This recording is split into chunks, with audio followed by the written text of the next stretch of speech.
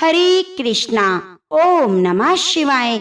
आप सभी भक्तों को बैसाख मास की ढेर सारी शुभकामनाएं। बैसाख का महीना हिंदू पंचांग के अनुसार दूसरा महीना होता है। इस माह की महिमा का वर्णन तो पुराणों में भी विस्तार से किया गया है। आज से आप हमारे चैनल पर नित्य प्रतिदिन नियम पूर्वक बैसाख मास की कथाओं का श्रवण करेंगे। उससे पहले आइए जानते हैं बैसाख मास का महत्व और इस महीने में पड़ने वाले प्रमुख व्रत और त्योहारों के बारे में। बैसाख का संबंध विशाखा नक्षत्र से माना गया है, इसी कारण इस महीने को बैसाख कहा जाता है। विशाखा नक्षत्र के स्वामी देव गुरु बृहस्पति हैं, इसी कारण इस मास में स्नान, दान, व्रत, पूजा पाठ, पीपल, आकड़े, केले के वृक्ष की पूजा का विशेष ही महत्व है। धार्मिक मान्यताओं के अनुसार बैसाख मास में किया गया दान पुण्य विशेष फल प्रदान करता है। जिस प्रकार विद्याओं में वेद, मंत्रों में प्रणव, वृक्षों में कल्प वृक्ष, धेनुओं में कामधेनु, देवताओं में भगवान विष्णु, वर्णों में ब्राह्मण प्रिय हैं, वस्तुओं में प्राण, नदियों में गंगा, तेजों में सूर्य, अस्त्रों में चक्र, धातुओं में स्वर्ण, वैष्णवों में भगवान शिव और रत्नों में कौस्तुभ मणि माने गए हैं श्रेष्ठ, उसी प्रकार से सभी महीनों में बैसाख मास उत्तम माना गया है। एक प्रसंग के अनुसार जब राजा अम्बरीश दीर्घ काल तक तप करने के बाद गंगा तीर्थ की ओर जा रहे थे, तब मार्ग में उन्हें देवऋषि नारद जी के दर्शन हुए। विनम्रता पूर्वक राजा ने प्रश्न किया, हे देवऋषि, ईश्वर ने प्रत्येक वस्तु में किसी न किसी को श्रेष्ठ बनाया है, तो मासों में कौन सा मास सर्वश्रेष्ठ है? इस पर नारद जी ने कहा, जब समय का विभाजन हो रहा हो तब ब्रह्मा जी ने विशाखा नक्षत्र को विशेष महत्व दिया और जिससे बना बैसाख मास। यह मास सभी प्राणियों की मनोकामनाओं को पूरी करने वाला है। इस मास में भगवान विष्णु की कृपा प्राप्त करने के लिए सूर्य उदय से पूर्व स्नान करना चाहिए। पुराणों के अनुसार बैसाख मास में भगवान विष्णु की आज्ञा से सभी देवी देवता जल में निवास करते हैं, इसीलिए इस मास में स्नान और जल दान का विशेष महत्व है। इस महीने में जल दान करने से व्यक्ति के कष्ट दूर होते हैं, जीवन में सुख समृद्धि आती है। क्योंकि इस समय गर्मी अधिक होती है, इसलिए छायादार वृक्ष लगाना, प्यासे लोगों को प्याऊ व्यवस्था करना, चप्पल का दान करना अत्यंत ही पुण्यदायक होता है। यह महीना संयम, अहिंसा, आध्यात्म और स्वाध्याय सेवा का महीना है। इस मास में धूम्रपान, मांसाहार, मदिरापान, पर निंदा जैसी बुराइयों से दूर रहना चाहिए। बैसाख मास में स्नान करते समय भगवान मधुसूदन का स्मरण करते हुए प्रार्थना करनी चाहिए, हे मधुसूदन, हे माधव, मैं बैसाख मास में प्रातः स्नान कर रही हूँ। जब सूर्य देव मेष राशि में स्थित हैं, तब कृपया मेरा यह स्नान निर्विघ्न पूर्ण करें और मुझे आशीर्वाद प्रदान करें। स्नान के बाद सूर्य देव को अर्घ अर्पित करना चाहिए। यद्यपि बैसाख मास का प्रत्येक दिन महत्वपूर्ण है, तथापि एकादशी का विशेष महत्व है।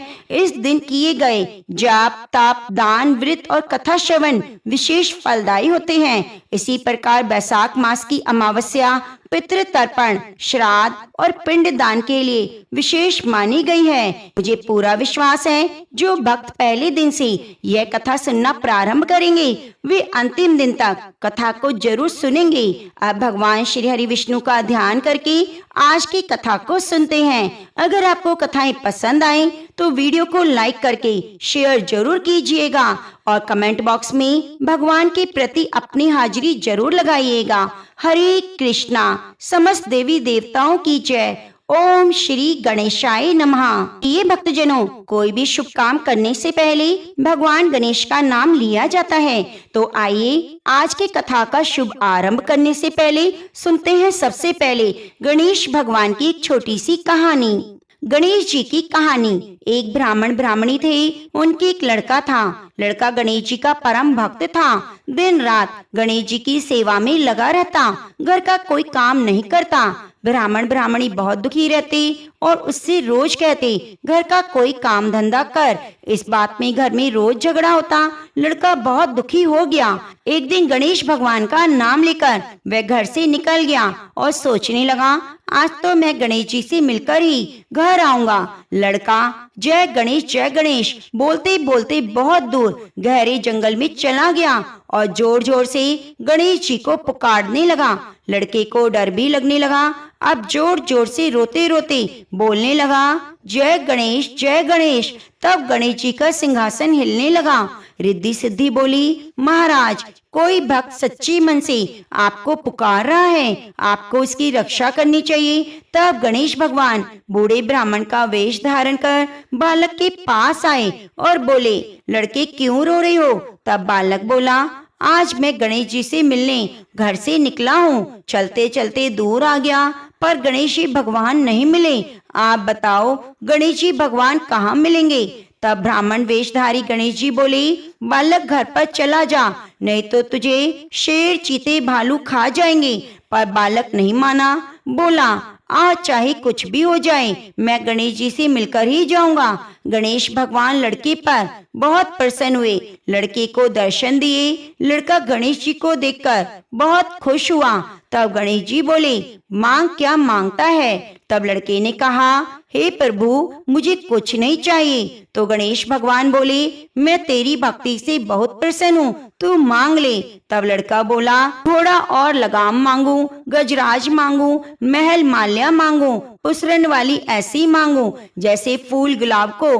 गणेश जी भगवान ने तथास्तु कहा और अंतर ध्यान हो गया। लड़का घर आया तो देखा झोपड़ी की जगह महल बन गया। बाहर घोड़े खड़े हैं, हाथी खड़े हैं। अंदर गया तो पैड़ी पर दुल्हन बैठी है। लड़के की माँ बोली, तेरे गणेश जी का तो पुण्य प्रताप बहुत हुआ, आज से हम गणेश जी की पूजा अर्चना करेंगे। सब बहुत खुश हुए। हे गणेश जी भगवान, जैसे आपने उसकी सभी मनोकामनाएं पूरी करी, विघ्न दूर करिए, ऐसी कथा कहानी कहने सुनने वाले सभी की करना। तो प्रेम से बोलिए गणेश भगवान की जय। अब आइए सुनते हैं वैशाख मास में नित्य प्रति सुनी जाने वाली राजा और बांदरी की कहानी। इस कहानी को सुनने से ही वैशाख मास स्नान का पुण्य फल प्राप्त होता है। एक राजा था, वह वैशाख मास में प्रतिदिन ब्रह्म मुहूर्त में उठकर गंगा जी स्नान करता। राजा का आदेश था कि मुझसे पहले गंगा जी में कोई भी स्नान नहीं करेगा।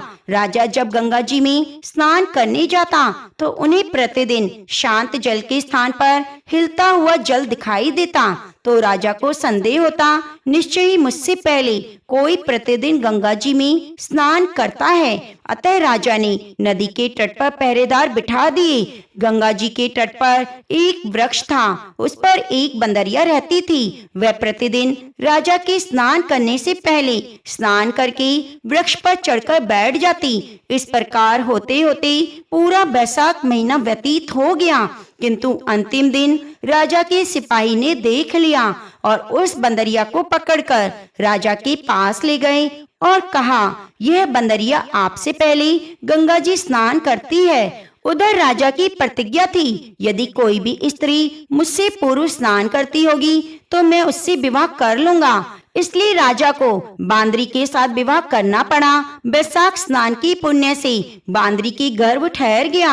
9 माह पूर्ण होने पर बांदरी ने राजा से पूछा, शिशु जन्म के समय मुझे क्या करना चाहिए? तब राजा ने महल में एक घंटी लगवा दी और बांदरी से कहा, जब तुम्हें दर्द हो तो उसे बजा देना, मैं प्रबंध कर दूंगा।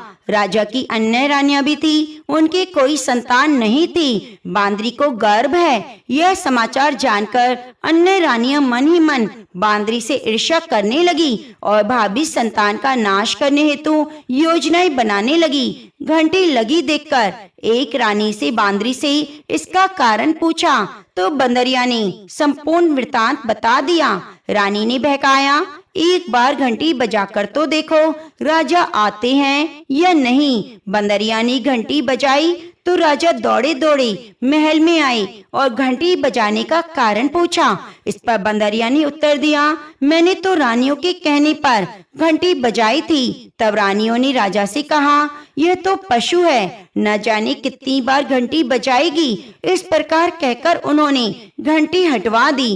कुछ दिनों के बाद बंदरिया के शिशु जन्म का समय आया तो उसने अन्य रानियों से पूछा, मैं क्या करूं? तब रानियों ने कहा, तुम आंखों पर पट्टी बांधकर सो जाओ। बंदरिया के बैसाख मास के स्नान के पुण्य प्रताप से एक सुंदर पुत्र हुआ। शिशु के जन्म होते ही उसके रोने से पूर्व ही रानियों ने उसे एक टोकरी में रखकर दासी को दे दिया और आदेश दिया, इसे नदी में बहाकर आओ। उस शिशु के स्थान पर एक पत्थर रख दिया।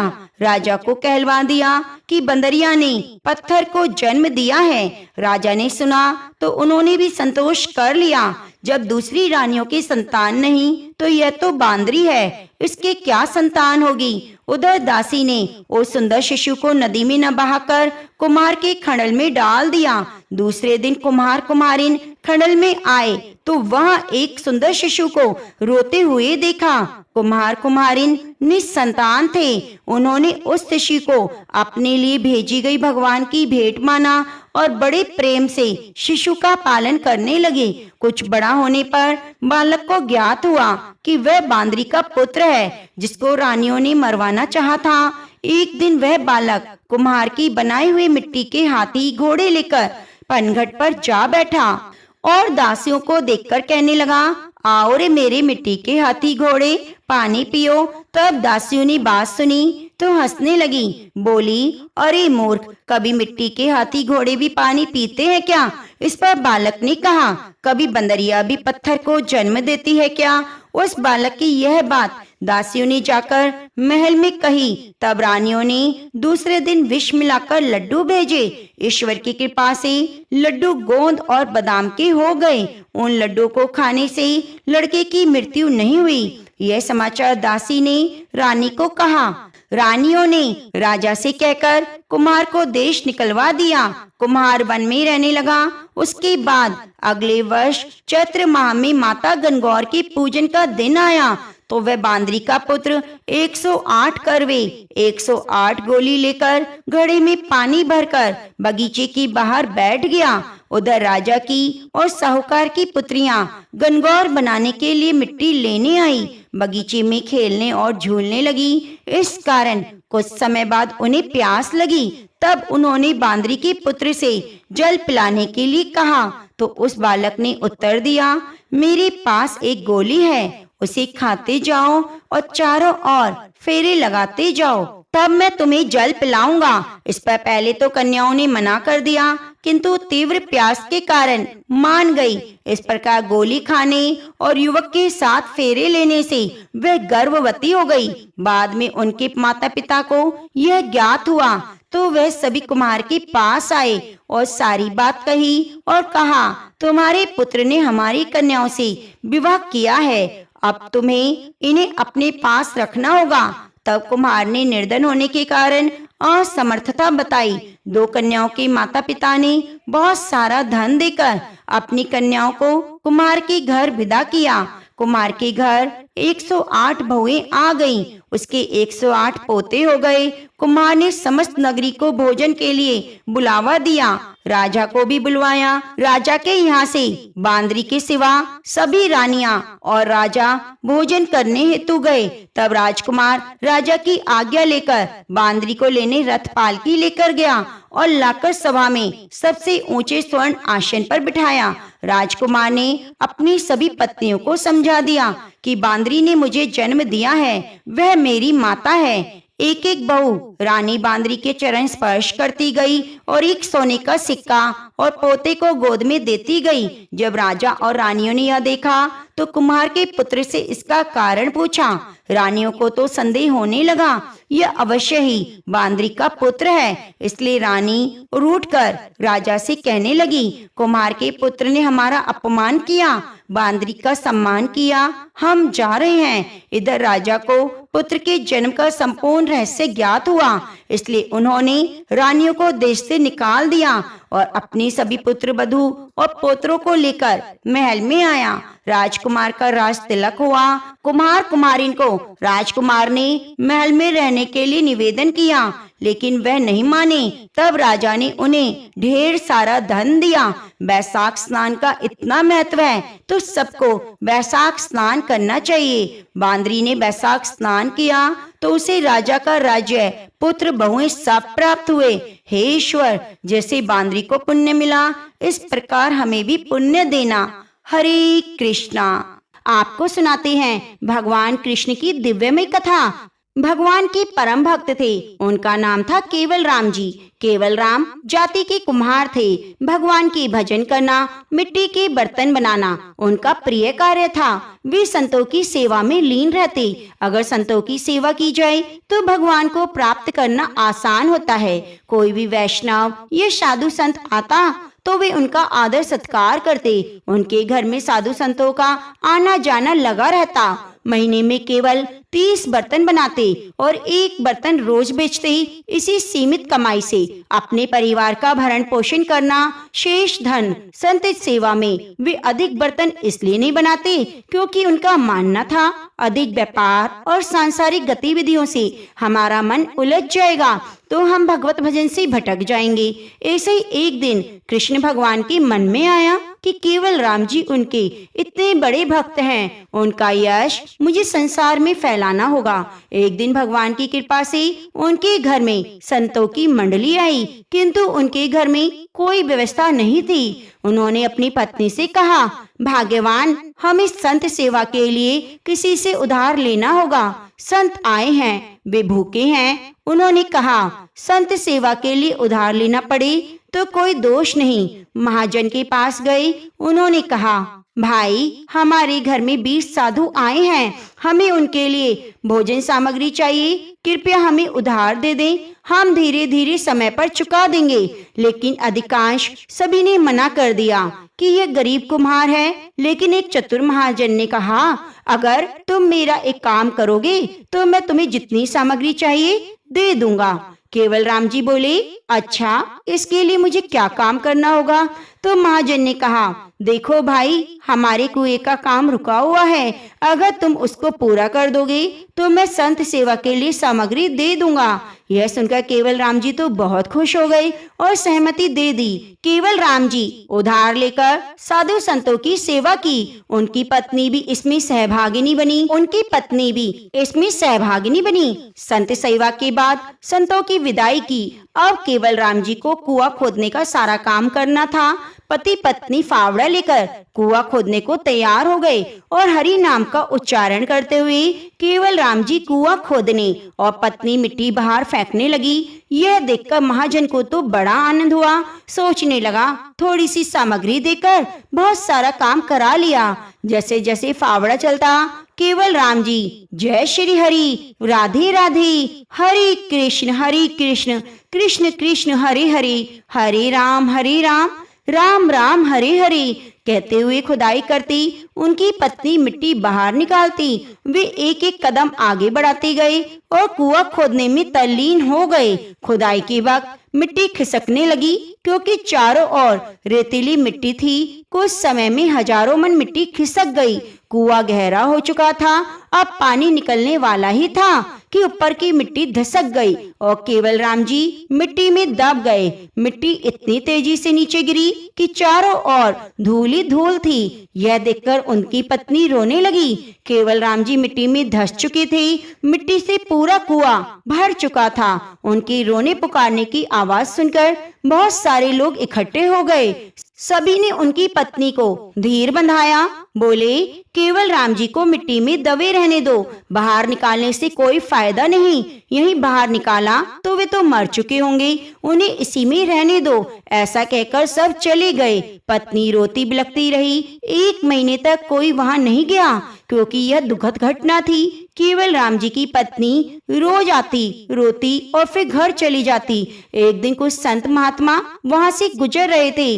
कुछ लोगों ने ध्वनि सुनी। उन्हें आवाज आ रही थी, हरि राम हरे कृष्ण। यह ध्वनि बड़ी आनंददायक थी। यह कोई साधारण ध्वनि नहीं थी, गहन ऊर्जा से भरी हुई थी। उन्होंने सुना मृदंग करताल की ध्वनि भी आ रही है। उसी समय वहां से राजा गुजरा। उन्होंने वहां की भीड़ को देखकर पूछा, यह क्या हो रहा है? तो लोगों ने बताया, यह स्थान वह है जहाँ केवल राम जी खुदाई करते समय कुएं की मिट्टी में दबकर मर गए। यह सुनते ही राजा ने आदेश दिया, कुएं की खुदाई करवाई जाए। लोगों ने कहा, इतनी गहरी मिट्टी के नीचे कोई कैसे जीवित रह सकता है? लेकिन भगवान का नाम कीर्तन साफ सुनाई दे रहा था। जब मिट्टी हटाई गई तो गुफा जैसी संरचना दिखाई दी। प्रभु की महिमा तो देखिए, मिट्टी के नीचे तक नहीं गिरी बल्कि ऊपर ही रुक गई।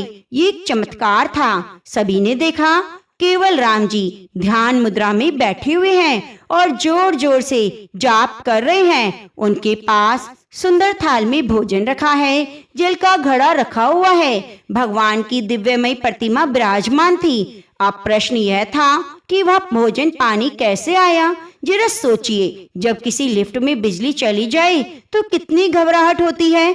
लेकिन यह भक्त तो गहरे अंधकार कुएं में भी ऐसे आनंदमग्न बैठा था। यह उनकी अटूट भक्ति और श्रद्धा का ही परिणाम था। उन्हें किसी भी प्रकार की घबराहट नहीं हुई। सच्चे भक्तों की रक्षा भगवान स्वयं करते हैं। जब खुदाई पूरी हुई तो लोगों ने देखा केवल राम जी सुरक्षित थे, स्वस्थ थे। उनके पास जल और भोजन की व्यवस्था थी। दूर दूर से लोग उनसे मिलने आ रहे थे। भगवान की कृपा से दूर दूर तक केवल राम जी के नाम की महिमा फैल गई। यह नाम जप की ही महिमा थी। नाम जप से भगवान को प्राप्त किया जा सकता है। तो प्रेम से बोलिए हरे कृष्णा। बैसाख मास महात्म्य के अनुसार भगवान श्री हरि विष्णु ने माता लक्ष्मी जी से कहा था, जिसे ब्रह्मा जी ने भी सुना था। इनके बाद ब्रह्मा जी ने अपने पुत्र देवऋषि नारद जी से बैसाख मास के महात्म्य का वर्णन किया। फिर नारद जी ने राजा अम्बरीश से बैसाख मास के महात्म्य का वर्णन किया। बैसाख मास के महात्म्य का वर्णन स्कंद पुराण, पद्म पुराण में मिलता है। श्री सूत जी बोले, परमेष्ठी ब्रह्मा जी के पुत्र नारद जी से राजा अम्बरीश ने पवित्र बैसाख मास का महात्म्य पूछा। राजा अम्बरीश बोले, हे ब्राह्मण, आपने जो संपूर्ण महीनों के महात्म्य का वर्णन किया है वह सब मैंने अच्छी तरह से सुना। सभी महीनों में बैसाख मास श्रेष्ठ है, अतः बैसाख का महात्म्य विस्तार से कहिए, मुझे सुनने की प्रबल इच्छा है। यह मास भगवान विष्णु को इतना प्रिय क्यों है? इस महीने में कौन कौन से धर्म कार्य उन्हें प्रिय हैं? बैसाख मास में क्या दान करना चाहिए और उसका क्या फल है? यह सब कार्य किस देवता को प्रसन्न करने के लिए करने चाहिए? इस मास में करने योग्य काम क्या है? कौन से कार्य भगवान विष्णु को प्रिय हैं? क्या दान करने का किस फल की प्राप्ति होती है? क्या उद्देश्य होता है? इस मास में किन किन वस्तुओं से भगवान का पूजन करना चाहिए? हे नारद जी, यह सब मुझे विस्तार पूर्वक सुनाइए, जिसे मैं श्रद्धा से सुनूंगा। राजा अम्बरीश की बात सुनकर देवऋषि नारद जी मुस्कुराते हुए बोले, हे राजन, सभी महीनों का महात्म्य पहले भगवान विष्णु जी ने लक्ष्मी जी से कहा था, जो मुझसे ब्रह्मा जी ने कहा। सब महीनों में कार्तिक, माघ और वैशाख श्रेष्ठ हैं। इन तीनों में बैसाख मास सर्वश्रेष्ठ माना गया है। यह महीना माता के समान सभी जीवों को अभिष्ट फल देने वाला है। इस महीने में दान, यज्ञ, व्रत, स्नान करने से सब पापों का नाश हो जाता है। यह महीना धर्म, कर्म, यज्ञ, तप का सार है। देवता भी इसकी प्रशंसा करते हैं। यह मास विद्याओं में वेद विद्या के समान है, मंत्रों में प्रणव के समान, वृक्षों में कल्प वृक्ष के समान है, गौ में कामधेनु के समान, नागों में शेष नाग के समान है, पक्षियों में गरुड़ के समान, देवताओं में विष्णु, वर्णों में ब्राह्मण के समान है, प्रिय वस्तुओं में प्राण और मित्रों में भार्या के समान है, नदियों में गंगा के समान, तेजस्वियों में सूर्य के समान, शस्त्रों में चक्र के समान, धातुओं में स्वर्ण के समान, वैष्णवों में शिव जी के समान है, रत्नों में कौस्तुभ मणि के तुल्य। यह धर्म के लिए सबसे उत्तम मास है। इस मास के समान विष्णु भक्ति उत्पन्न कराने वाला और दूसरा महीना नहीं। मेष की संक्रांति या बैसाख मास में सूर्य उदय से पहले जो मनुष्य स्नान करता है उसे भगवान विष्णु माता लक्ष्मी सहित अत्यंत प्रसन्न होते हैं। जैसे अन्न से सब प्राणी प्रसन्न होते हैं, वैसे ही बैसाख मास से निस्संदेह भगवान विष्णु प्रसन्न होते हैं। बैसाख स्नान करने वाले मनुष्य और उसका अनुमोदन करता है, वह सब पापों से छूटकर विष्णु लोक को जाता है। मेष राशि के सूर्य में प्रातः काल एक बार भी स्नान करके जो मनुष्य भगवान विष्णु की पूजा करता है वह महापापों से छूटकर बैकुंठ को प्राप्त करता है। बैसाख मास में स्नान करने के लिए जो मनुष्य एक पग भी चलता है उसे 10,000 अश्वमेध यज्ञ करने का फल प्राप्त होता है। इसमें तनिक भी संदेह नहीं। एकाग्रचित होकर जो ऐसा संकल्प करता है उसे निसंदेह 100 यज्ञों का पुण्य फल प्राप्त होता है। बैसाख स्नान के लिए धनुष के बराबर भी जो मनुष्य चलता है वह संसार के बंधनों से छूटकर बैकुंठ धाम को जाता है।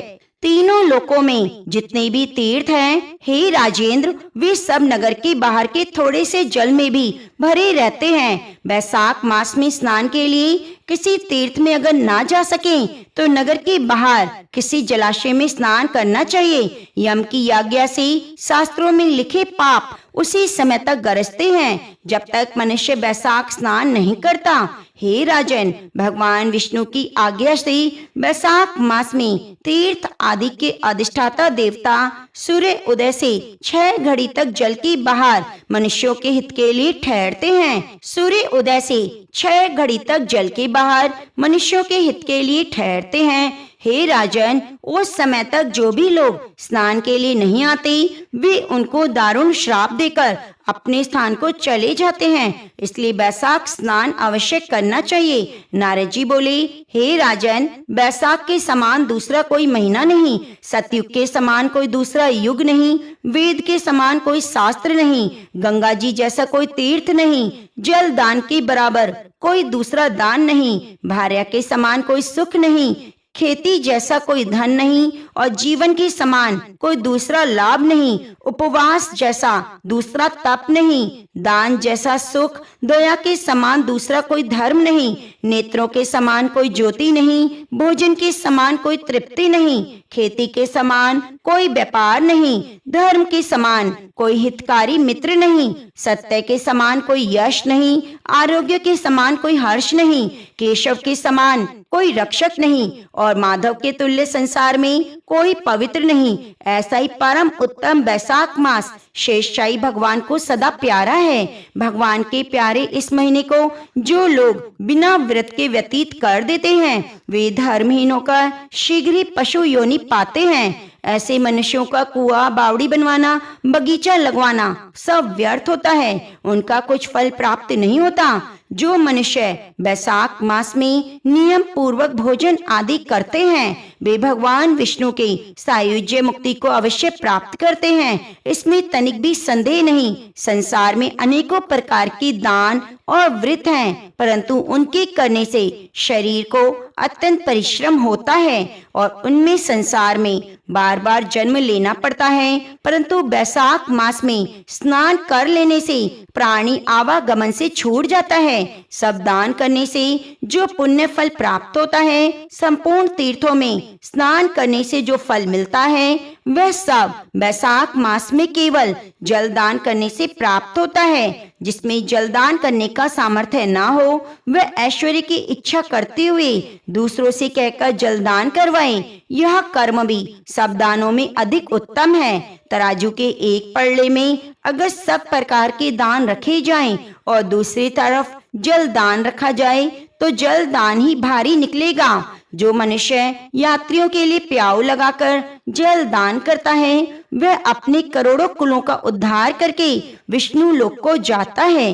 हे राजन, प्याऊ लगाने से देवता, पितर, ऋषि सब निसंदेह अत्यंत प्रसन्न होते हैं। जो प्याऊ लगाकर थके हुए यात्रियों को संतुष्ट करता है, उससे ब्रह्मा विष्णु शिव सब देवता प्रसन्न होते हैं। जो जल की इच्छा करे जल दान करे, छाया की इच्छा करने वालों को छतरी का दान करना चाहिए। हे राजन, जितने दान बताए गए हैं उनमें जल दान, छत्र दान, पंखा दान उत्तम है। इन्हीं का दान बैसाख मास में अवश्य करना चाहिए। बैसाख मास में महीने में ब्राह्मण को जल से भरा हुआ घड़ा जो नहीं देता वह पातक योनि में जाता है। प्यासे महात्मा को शीतल जल पिलाता है, उसे हे राजेंद्र 1000 राष्ट्रीय यज्ञ के बराबर फल की प्राप्ति होती है। जो मनुष्य परिश्रम और पसीने से व्याकुल ब्राह्मण को पंखे से हवा करता है वह सब पापों से रहित होकर गरुड़ के समान हो जाता है। जो मनुष्य बैसाख मास में ब्राह्मण को पंखा नहीं देता वह अनेकों प्रकार के बात रोगों से पीड़ित होकर नरक भोगता है। जो थके हुए ब्राह्मण की वस्त्र से हवा करता है वह सब पापों से छूटकर भगवान विष्णु के सायुज्य को प्राप्त करता है। जो मनुष्य शुद्ध मन से पंखा दान करता है वह सब पापों से छूटकर विष्णु लोक को जाता है। तुरंत श्रम दूर करने वाले पंखे का दान नहीं करने वाली अनेक प्रकार की यातनाएं भोगकर संसार में व्याकुल होते हैं। हे राजेंद्र, आध्यात्मिक दुख की शांति के लिए बैसाख मास में छतरी का दान करना उचित है। जो मनुष्य भगवान विष्णु के प्यारे महीने में छतरी दान नहीं करते उनको कहीं छाया नहीं मिलती। वे महाक्रूर पिशाच बनकर पृथ्वी पर घूमते हैं। बैसाख मास में जो खड़ाऊ दान करते हैं वे यम दूतों का तिरस्कार करके विष्णु लोक को जाते हैं। जो बैसाख मास में जूता दान करते हैं उन्हें नरक की यातना नहीं भोगनी पड़ती और ना ही संसार के दुख सताते। ब्राह्मण की याचना करने पर खड़ाऊ दान करने वाला पृथ्वी पर करोड़ों जन्मों तक राजा होता है। जो मनुष्य मार्ग में श्रम को दूर करने के लिए विश्राम स्थान बनवाता है उसका फल वर्णन करने में ब्रह्मा भी असमर्थ है। दोपहर को जो कोई अतिथि या ब्राह्मण मिले उसे भोजन कराने का फल ब्रह्मा जी भी वर्णन नहीं कर सकते।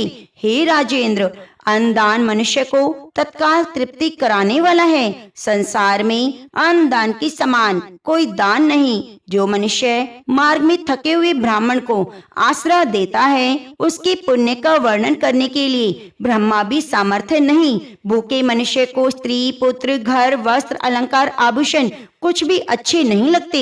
पेट भरने पर सब अच्छे लगते हैं, इसलिए अन्न दान के समान कुछ दान नहीं। जो मनुष्य बैसाख में थके हुए ब्राह्मण को अन्न दान नहीं कराता वे पिशाच बनकर पृथ्वी पर मांस खाता फिरता है। इसलिए ब्राह्मण को यथाशक्ति दान देना उचित है। हे राजेंद्र, अन्न ग्रहण करने वाला माता पिता दोनों को भुला देता है और दानी को ही अपना सर्वस्व समझने लगता है। इसलिए त्रिलोकी में सब अन्न की ही प्रशंसा करते हैं। माता पिता तो केवल जन्म देते हैं परंतु पंडित लोग संसार में अन्न के दानी को ही पिता कहते हैं। हे राजन, अन्नदाता में सब धर्म निवास करते हैं, इसलिए अन्न का दान अवश्य करना चाहिए। ब्रह्म ऋषि नारद जी के वचन सुनकर अम्बरीश ने विस्मित होकर कहा, हे महामुनि, यदि माधव मास में सबसे श्रेष्ठ और भगवान लक्ष्मीपति को अति प्रिय है तो उसमें स्नान करने की विधि क्या है? बैसाख मास में किस वस्तु का दान करना चाहिए? कौन सी तपस्या, किस देवता का पूजन करना चाहिए? हे कृपा निधि, उस समय किए जाने वाले पुण्य कर्म का आप मुझे उपदेश कीजिए। सदगुरु के मुख से उपदेश की प्राप्ति दुर्लभ होती है। उत्तम देश और काल का मिलना भी कठिन है। राज्य प्राप्ति आदि दूसरे कोई भी भाव हमारे हृदय को इतनी शीतलता प्रदान नहीं करते जितना कि आपका समागम। नारद जी ने कहा, हे राजन, सुनो, मैं संसार के हित के लिए तुमसे माधव मास की विधि का वर्णन करता हूँ। जैसा कि पूर्व काल में ब्रह्मा जी ने बतलाया, पहले तो जीव का भारतवर्ष में जन्म होना ही दुर्लभ है, उससे भी कहीं अधिक दुर्लभ वहाँ की मनुष्य योनि में जन्म होना है। मनुष्य होने पर भी अपनेपन धर्म के पालन में प्रवृत्ति होना कठिन है, उससे भी अति दुर्लभ भगवान वासुदेव में भक्ति, उसके होने पर भी माधव मास में स्नान आदि का सुयोग्य मिलना भी दुर्लभ है। माधव मास, बैसाख का मास लक्ष्मीपति को बहुत प्रिय है। बैसाख मास में जो मनुष्य विधि पूर्वक स्नान करते हैं, दान करते हैं, जप आदि करते हैं वे मनुष्य धन्य हैं। उनके दर्शन मात्र से पापियों के पाप दूर हो जाते हैं। भगवत भाव से भावित होकर धर्म आचरण करते हैं। वैशाख मास में जो एकादशी से पूर्णिमा तक के अंतिम 5 दिन हैं, वे समूचे महीने के समान महत्व रखते हैं। हे राजेंद्र, जिन लोगों ने वैशाख मास में भली भांति उपचारों के द्वारा मधु दत्त को मारने वाले लक्ष्मीपति का पूजन कर लिया, उन्होंने अपने जन्म का फल पा लिया। भला कौन सी ऐसी अत्यंत दुर्लभ वस्तु है जो वैशाख मास के स्नान विधि पूर्वक भगवान के पूजन से प्राप्त नहीं हो सकती? जिन्होंने दान, होम, जप, तीर्थ में प्राण त्याग और संपूर्ण पापों का नाश करने वाले भगवान श्री नारायण का ध्यान नहीं किया, उन मनुष्यों का जन्म इस संसार में व्यर्थ समझना चाहिए। जो मनुष्य धन के रहते हुए भी कंजूसी करता है, दान आदि किए बिना ही मर जाता है, उसका धन व्यर्थ है।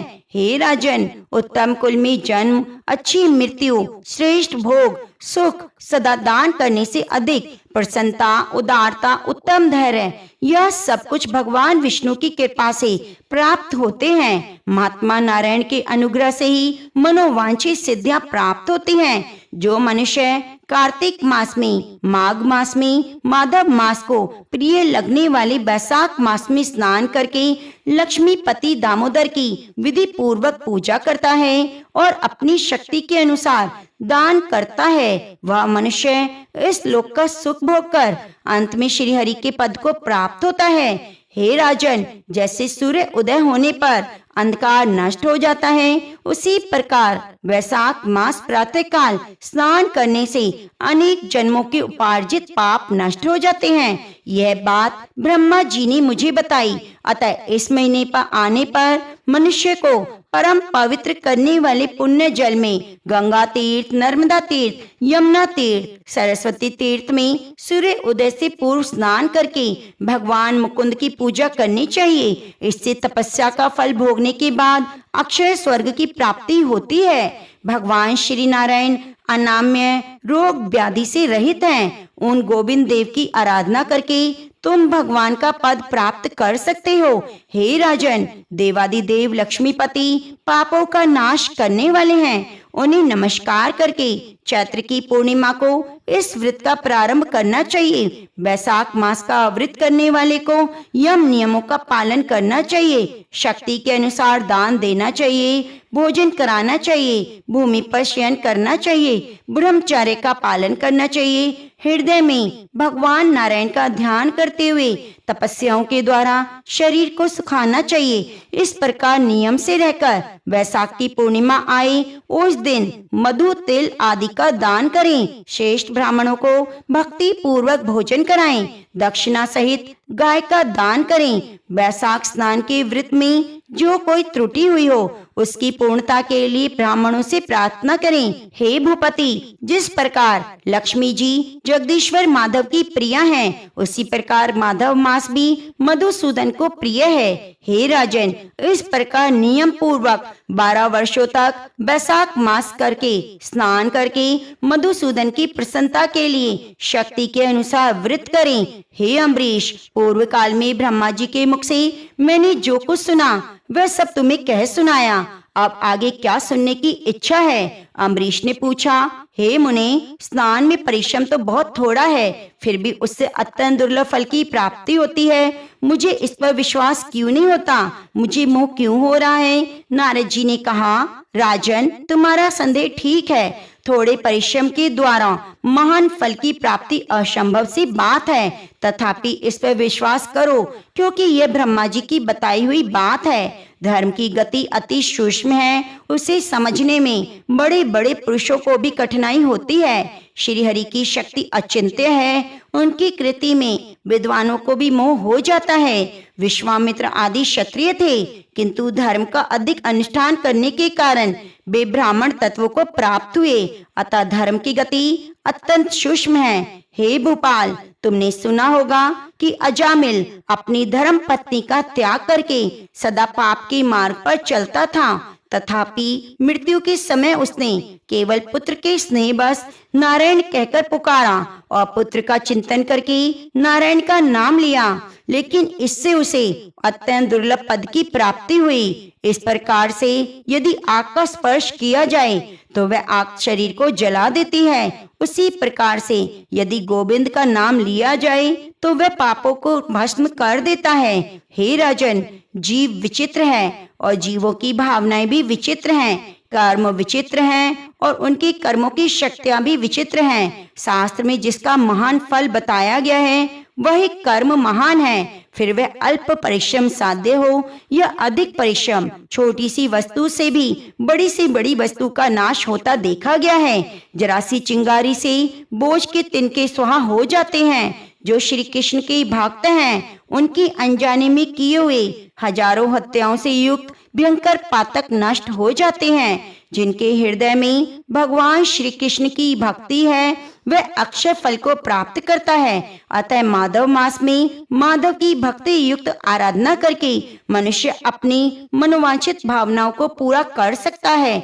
इस विषय में संदेह नहीं। शास्त्रोक्त विधि से किए जाने वाला छोटे से छोटा कर्म भी बड़े से बड़े पाप को नष्ट कर देता है। धर्म की गति अति सूक्ष्म है, वह कई प्रकार से जानी जाती है। हे राजन, जो भाव से हीन है, जिसके हृदय में भगवान के प्रति भक्ति नहीं, चाहे वह कितना भी गंगा में स्नान करे, दान करे, वह कभी शुद्ध नहीं हो सकता। अतः अपने हृदय कमल में शुद्ध भाव की स्थापना करके वैशाख मास में प्रातः स्नान करने वाला जो विशुद्ध चित्त भक्ति पूर्वक भगवान लक्ष्मी नारायण की पूजा करता है, उसके पुण्य का वर्णन करने की शक्ति मुझ में नहीं। हे भूपाल, तुम वैशाख मास के फल के विषय में विश्वास करो। छोटा सा शुभ कर्म भी सैकड़ों पाप कर्मों का नाश करने वाला है। जैसे हरि नाम से समस्त पाप नष्ट हो जाते हैं, उसी प्रकार से सूर्य के मेष राशि में स्थित होने पर प्रातः स्नान करने से सभी पापों का नाश हो जाता है। हरे कृष्णा। प्रिय भक्तजनों, आगे के महात्म्य को सुनने के लिए आप चैनल को सब्सक्राइब कर लीजिए और बगल में बनी घंटी को दबाना मत भूलिएगा।